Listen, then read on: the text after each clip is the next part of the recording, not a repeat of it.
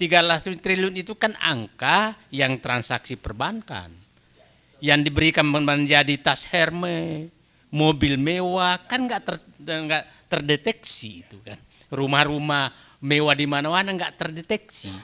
Nah, jadi yang terdeteksi hanya yang melalui sistem perbankan. Dan saya pikir itu hanya yang kecolongan. Kan orang bodoh, yang itu hanya orang kecolongan. Jadi saya menanyakan angka 300 itu adalah angka apes yang orang kecolongan. Itu pasti jauh lebih besar daripada itu.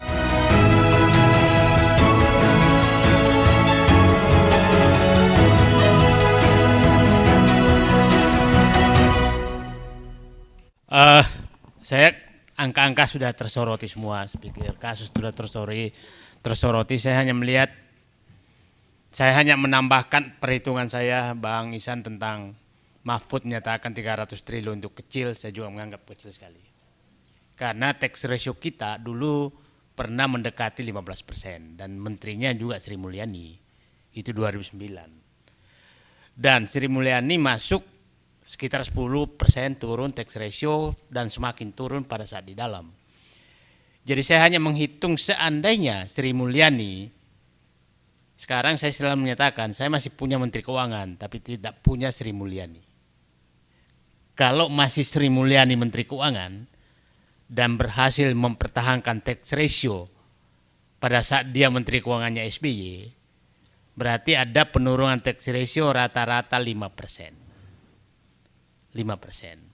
Sekarang dengan PDB mendekati 2000 triliun, setiap 1% itu nilainya 200 triliun. Jadi kalau turun 1% itu hilang 200 triliun.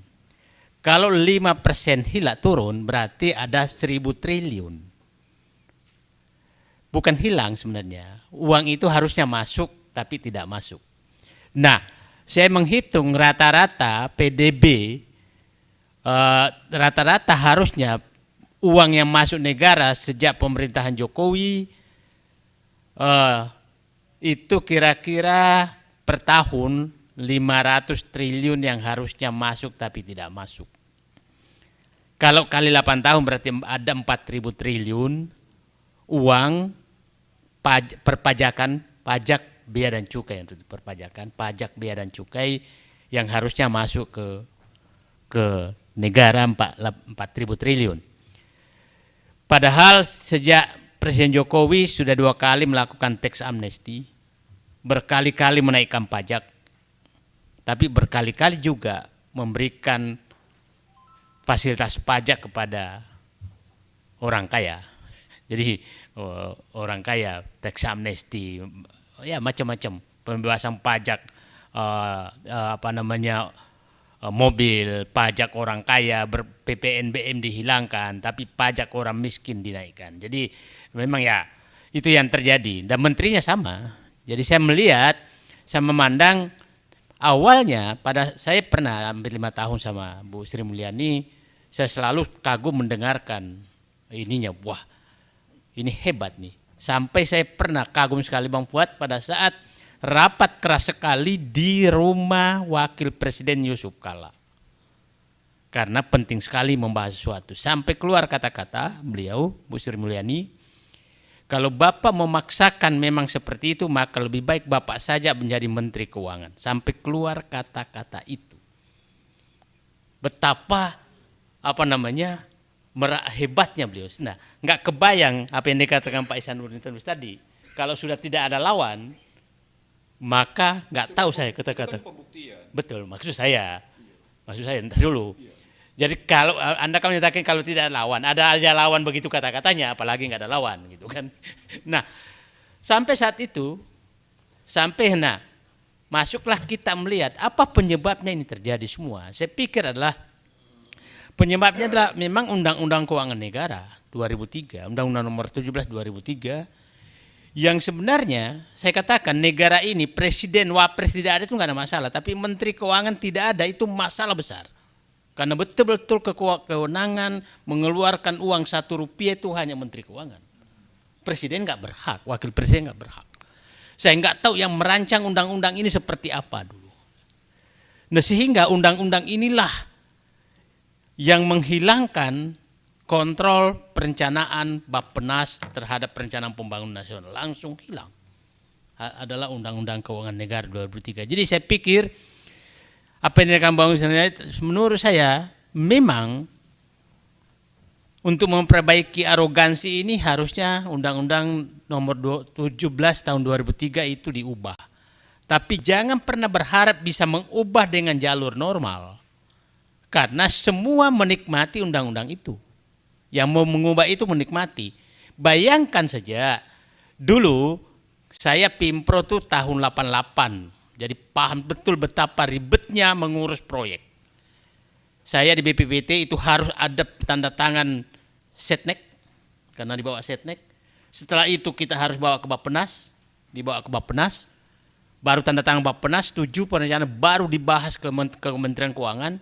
Baru dibahas antara Kementerian Keuangan Bappenas, baru kita ke DPR. Sekarang tidak ada tuh bahasan-bahasan itu. Nah, sekarang yang menikah betul-betul ya saya pikir adalah anggota DPR. Anggota DPR menikmati betul bagaimana merencanakan anggaran. Karena saya bagian pembahas fiskal anggaran pada saat itu, mohon maaf aja, itu antara kepala BKF dan kepala ketua Banggar itu semua bisa diselesaikan dengan gampang. Nah, sehingga jangan berharap bahwa undang-undang ini bisa diubah dengan jalur normal karena mereka saling menikmati bagaimana membagi-bagi uang ini. Nah, sehingga menurut saya Pak Fuad memang saatnya kita pikirkan ini kan yang terbongkar baru pajak, Pak. Bagaimana kekuasaan direktur utang, yang utang negara kan ditentukan memang jumlahnya di DPR tapi hasil pembahasan dengan Kementerian Keuangan, tapi dari mana asal utangnya, berapa bunganya, pengembalian seperti apa, itu hanya Menteri Keuangan, tidak ada yang mencampuri apapun. Nah, kita tidak tahu apa yang terjadi antara Direktur Jenderal Utang dengan si pemberi utang. Kita nggak pernah tahu apa itu yang terjadi dan pasti ada tidak mungkin lah masa kita dapat bunga tinggi sekali dibanding negara yang country risk-nya lebih tinggi dari kita tapi bunganya dia lebih rendah, kita lebih tinggi. Kan logikanya nggak masuk akal. Nah, terus coba logika, nah terus Dirjen Kekayaan Negara sama. Terus Dirjen Perimbangan Keuangan Pusat dan Daerah itu tempatnya menyembah para bupati dan gubernur. Nah, jadi memang menurut saya ini lapangan banteng ini betul-betul tadi kan pajak, bea dan cukai. Nah, saya katakan apa yang dikatakan Pak, saya kembali ke angka, saya menyatakan sejak pemerintahan Jokowi perkiraan saya ada potensi penerimaan negara minimum 4.000 triliun yang tidak masuk ke negara. Itu dari asumsi tax ratio yang turun. Nah, padahal sudah ditambah dengan tax amnesty. Nah, sekarang uang itu kira-kira ada di mana? Nah, problemnya adalah definisi korupsi menyatakan bahwa kalau merugikan negara, maksudnya uang itu sudah masuk kas negara baru diambil oleh seseorang atau kelompok orang baru dianggap korupsi. Masalahnya pajak dan cukai ini belum masuk. Jadi pembuktiannya adalah hanya gratifikasi. Nah, oke lah, saya menghitung sederhana lah, 4.000 triliun itu uang melayang, anggaplah 50% kembali kepada wajib pajak yang harusnya dia bayar, tapi dia nggak membayar karena terjadi mungkin 30% kembali kepada dinikmati oleh konsultan pajak dan kawan-kawannya, gitu kan. Mungkin 20% adalah dinikmati beredar di petugas pajak. Kira-kira, nah ya perkiraan saya begitu. Tapi yang 30% itu mungkin buzzer juga kebagian di situ gitu. jadi influencer dia kebagian di situ. Jadi nggak ngambil dari bagiannya pajak, tapi mungkin ditugaskan yang pernah bernegosiasi dengan pajak. Yang aku undang kemarin malam itu tugasmu membereskan gitu kan. Nah, karena setelah itu serangan buzzer ke saya naik sekali, meningkat sekali terhadap akun saya tuh. Wah, dan rajanya buzzer keluar, wah ini cair sebenarnya nih. Jadi sepertinya pertemuan malam itu memberikan kode kepada para yang pernah bernegosiasi dengan petugas perpajakan tuh pajak dan bea cukai, menyatakan, nama-nama yang aku undang malam ini tolong diperhatikan. Kira-kira itu kodenya itu. itu kode malam itu. Karena kalau negara ini mau diperbaiki, sebaiknya yang diundang tuh Ihsanuddin Nursi gitu. Ya, bukan yang buzzer itu yang diundang. Jadi ya udahlah, selamat menikmati negara buzzer yang sekarang komandannya dulu kan dikatakan dari Merdeka Utara, sekarang sepertinya pindah ke lapangan Banteng. Nah, jadi konkret. Nah itu lebih konkret. Kalau apa namanya, kalau Merdeka Utara kan masih lewat tangan orang. Kalau sudah lapangan Banteng yang mengambil kendali, maka insya Allah tanda kutip ya, ini para buzzer lagi menikmati apa namanya, bahwa ini Presiden Jokowi, rezim Jokowi semakin konkret untuk surganya para buzzer. Pakai dulu yang 300 triliun dulu deh. Oke. Tolong, bagaimana apa sebenarnya itu barang itu gitu. Yang menarik sekarang ini kan setelah Pak Mahfud ke Australia sebentar, itu terjadi serangan balik. Dan seakan-akan Pak Mahfud sama PPATK itu adalah menzolimi lapangan Banteng. Itu menurut saya was-was betul saya, karena serangan baliknya seperti itu. Dan sepertinya Bu Sri Mulyani lebih mementingkan serangan balik itu dibanding membenahi ke dalam.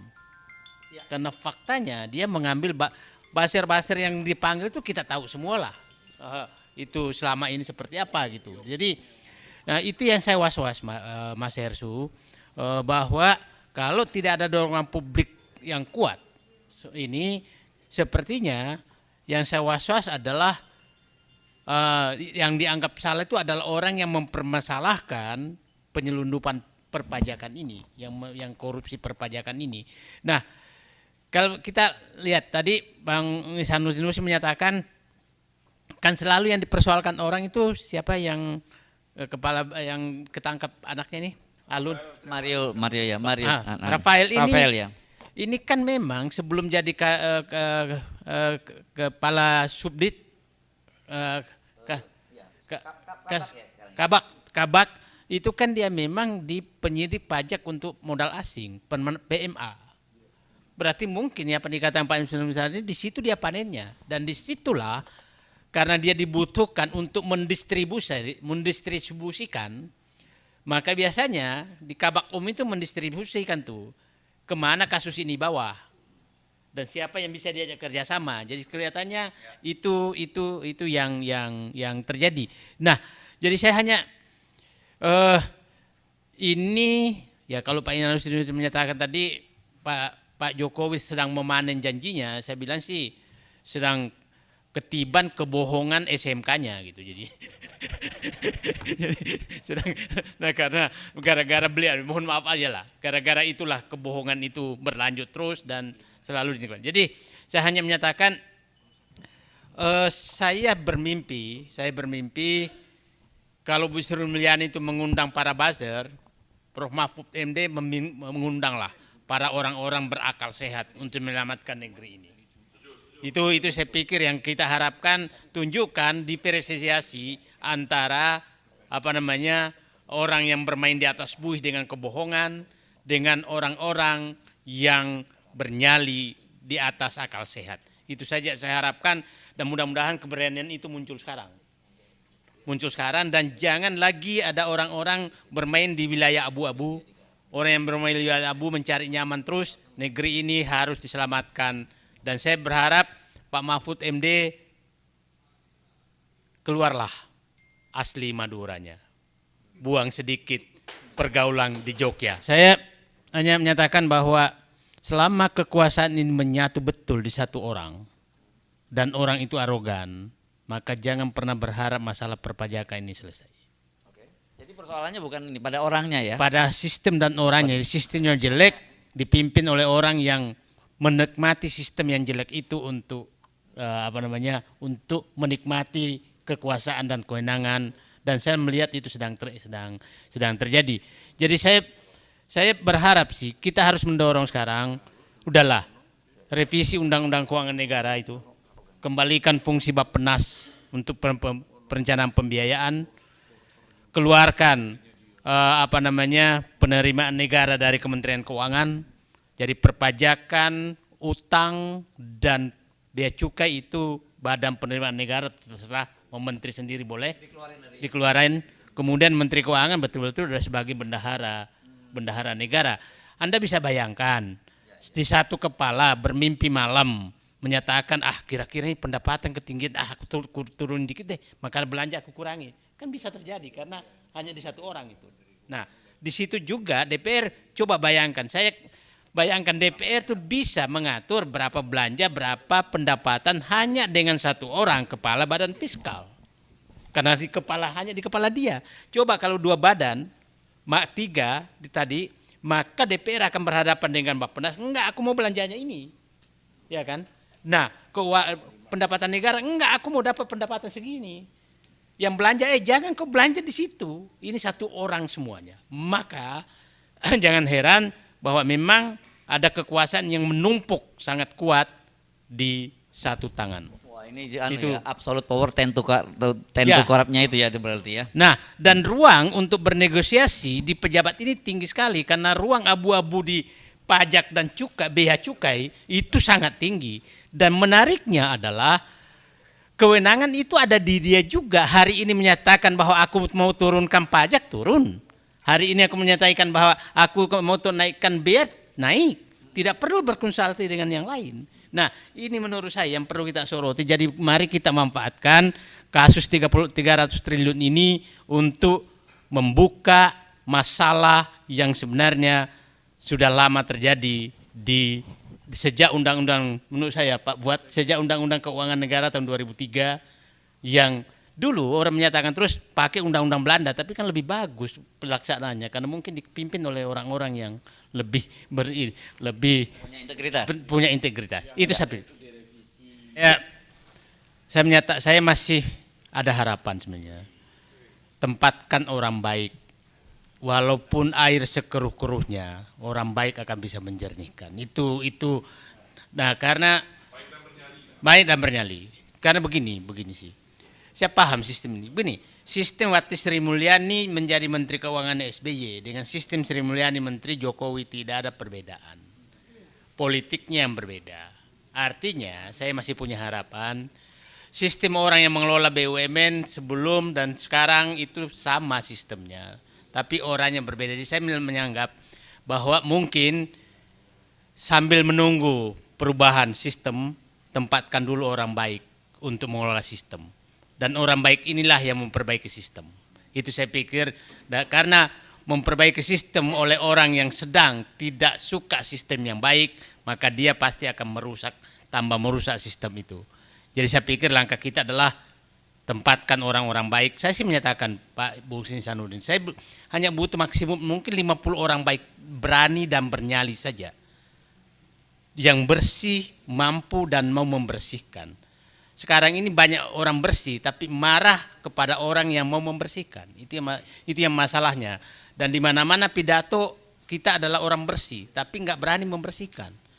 Saya katakan mereka, kalau Anda orang bersih dan tidak berani membersihkan, lebih baik Anda masuk masjid menjadi marbot masjid. Itu orang bersih itu. Nah, jadi saya hanya menitip pada teman-teman semua, saya berharap jangan sampai ada yang membalikkan isu ini. 300 triliun itu begini. 300 triliun itu kan angka yang transaksi perbankan.